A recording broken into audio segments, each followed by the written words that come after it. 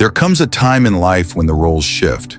The children we once raised, fed, comforted, and protected start living their own lives. That's natural. That's expected.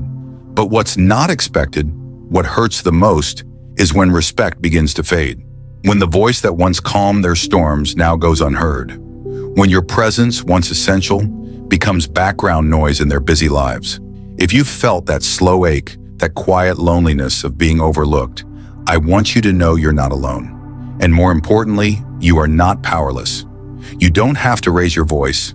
You don't need to argue, demand, or plead. There's another way, a calmer, wiser, stronger way. In the next few minutes, we're going to walk through that way together. You'll learn how to regain the dignity that belongs to you, not by changing them, but by changing how you carry yourself. This isn't about control, it's about clarity. And it starts with one small shift, believing you are still worthy of love, respect, and kindness, no matter your age. Picture this.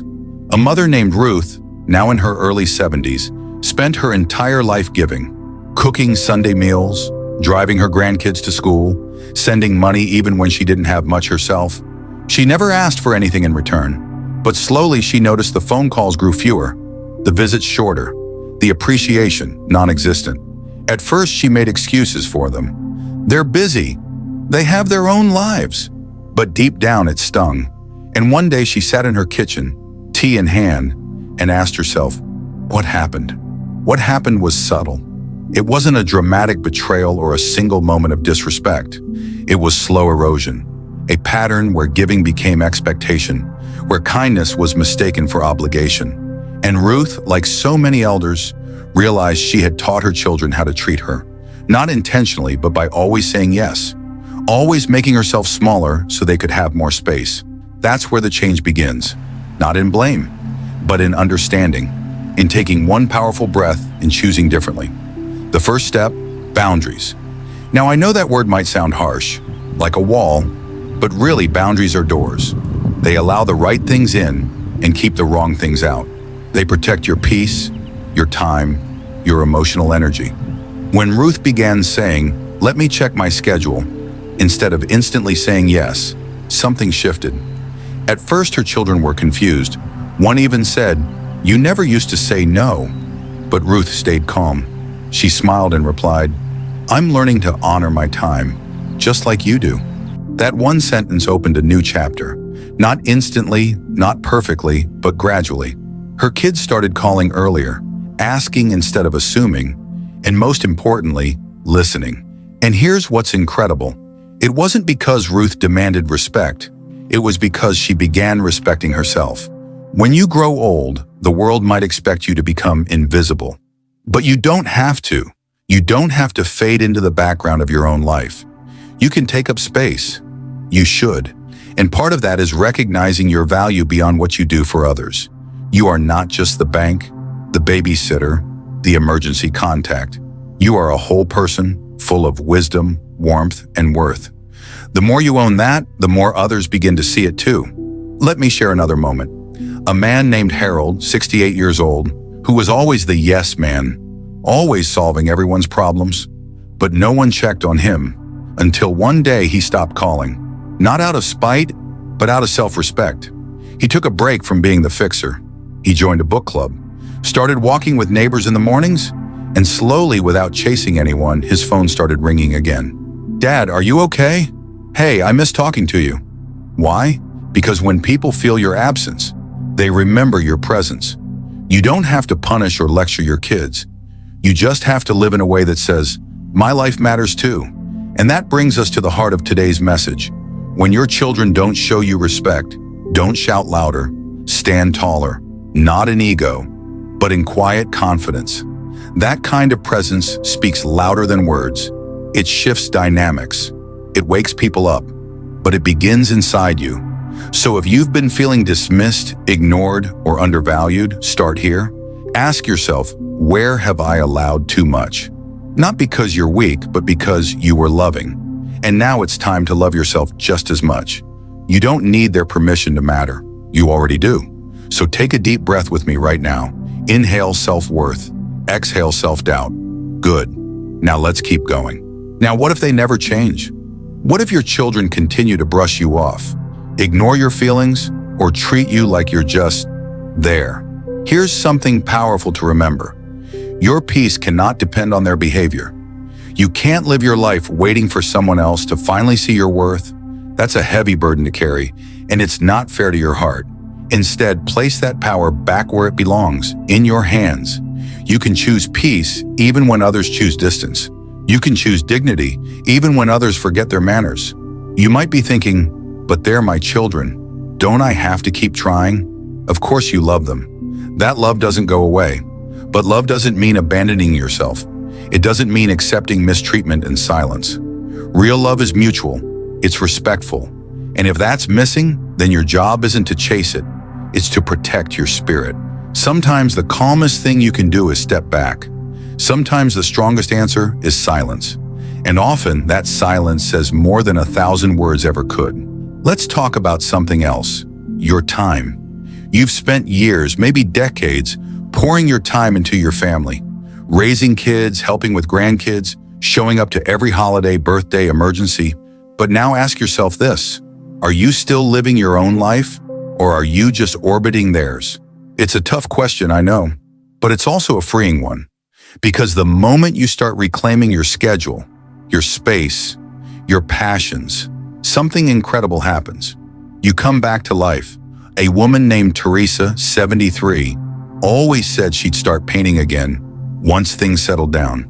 But things never settled. So one day she simply began. Bought herself a few brushes, set up a table in the corner of her apartment, and painted like she used to when she was 20. That one act lit something inside her. Her kids didn't notice at first. But then her daughter saw a painting on her wall and said, "Mom, did you make this?" There was pride in her voice, admiration. And just like that, Teresa became more than just mom. She became someone to look up to again.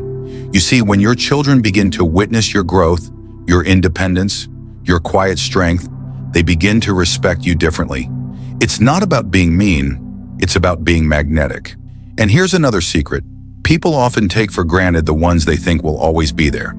But when you start showing up for yourself, your hobbies, your routines, your well-being, you remind them you are not just waiting on the sidelines, you are living. Let's pause here for a moment.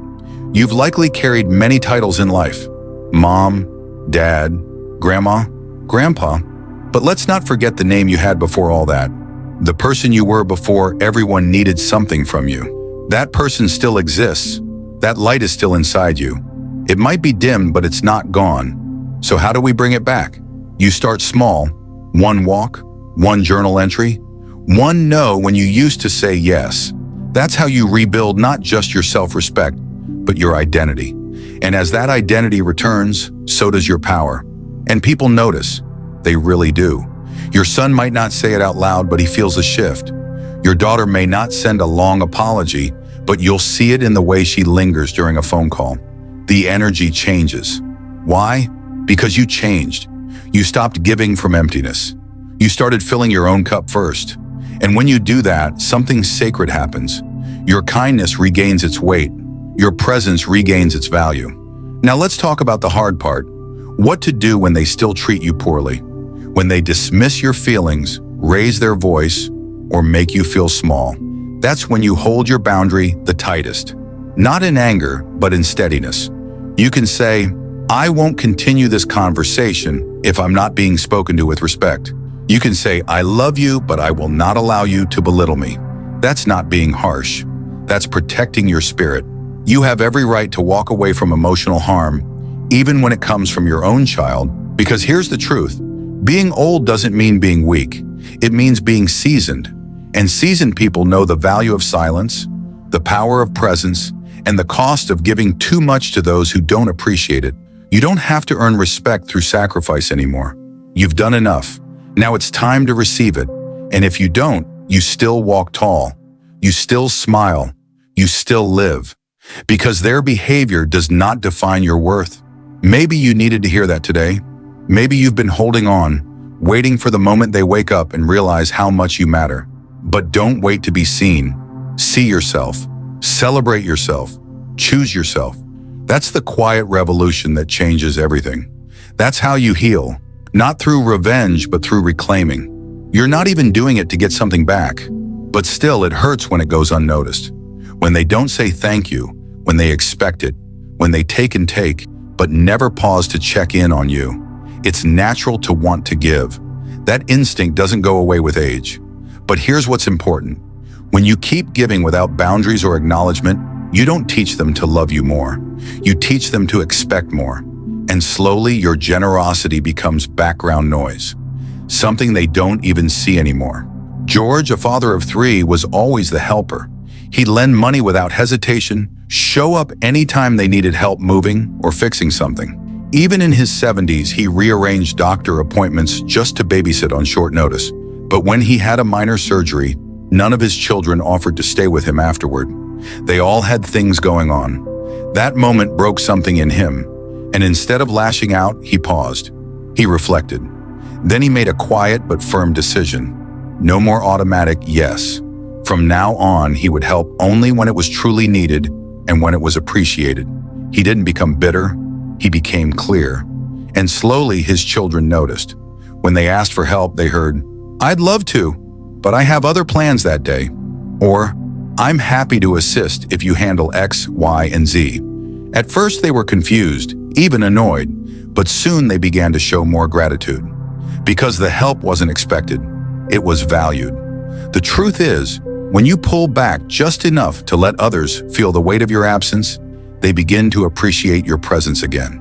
You don't need to stop being kind, but kindness without boundaries becomes a disservice to you and to them. And while we're here, let's take a moment to reflect on this core truth. You are not just a parent. You are a person with your own life, dreams, time, and identity. And one of the most empowering, healing things you can do for your children and for yourself is to build a life that exists outside of them. I know that might sound strange at first. Maybe you spent decades putting your family first. Maybe you've told yourself, "I'll start taking care of myself once the kids are settled." But now that they're grown and you're in this next season of life, ask yourself, what fills your cup? Because here's what happens when your children see that you're living, not just waiting. They admire you, they're drawn to you, and they respect you, not because they feel guilty, but because they see someone who radiates dignity and purpose. You are not here just to serve them. You're here to live fully, to rediscover parts of yourself that may have been put on pause. Whether it's joining a class, picking up a new hobby, traveling, reconnecting with old friends, or simply enjoying your mornings at your own pace, you are allowed to prioritize your own joy. And when you do, something beautiful happens. Your children start seeing you not just as mom or dad, but as a whole vibrant person, someone with their own story, their own strength, their own light. Now that you've begun shifting how you carry yourself, speaking up when you need to, setting healthy limits, and letting go of old expectations, you may start to notice something powerful. The tension begins to ease. The weight on your chest lightens. You're no longer walking on eggshells or hoping for scraps of appreciation. You're standing tall again. Not because your children have changed overnight, but because you have. And that's the heart of it. You see, respect isn't something we force out of others. It's something we quietly inspire by the way we live. And the moment you start living with more self-respect, everything else begins to fall into place. Let's revisit something simple but often forgotten. You matter. Not for what you give, not for how much you've done, but simply because you are you. And the world and your family need the version of you who feels confident, clear, and calm.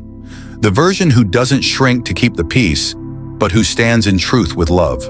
That version changes everything. You might be surprised by how your children begin to respond. Maybe they call a little more often. Maybe they speak more gently. Maybe they start asking for your opinion and actually listen. These aren't just coincidences. These are the effects of you reclaiming your place in the relationship, not through demand or guilt, but through presence, dignity, and self-worth. But even if they don't respond right away, please don't lose heart. Sometimes people need time to adjust.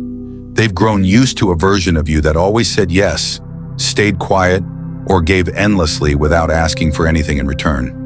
When you begin to shift that dynamic, it may be uncomfortable at first, for them and even for you. But that discomfort is part of growth, and it's worth it.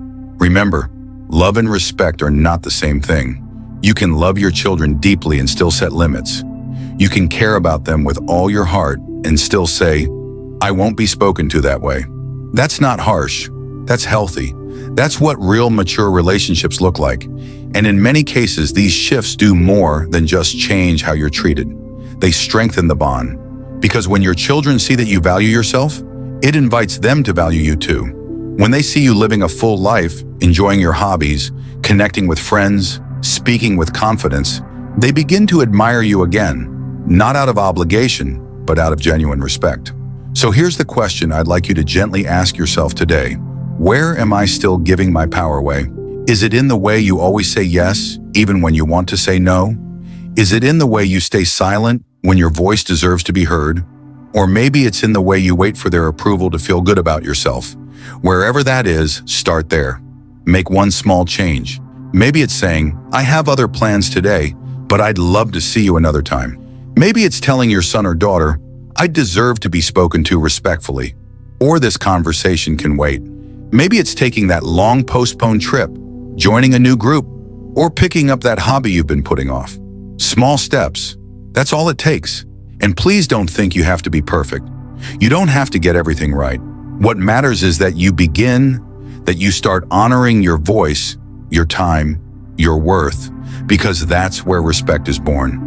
Picking up that hobby you've been putting off. Small steps.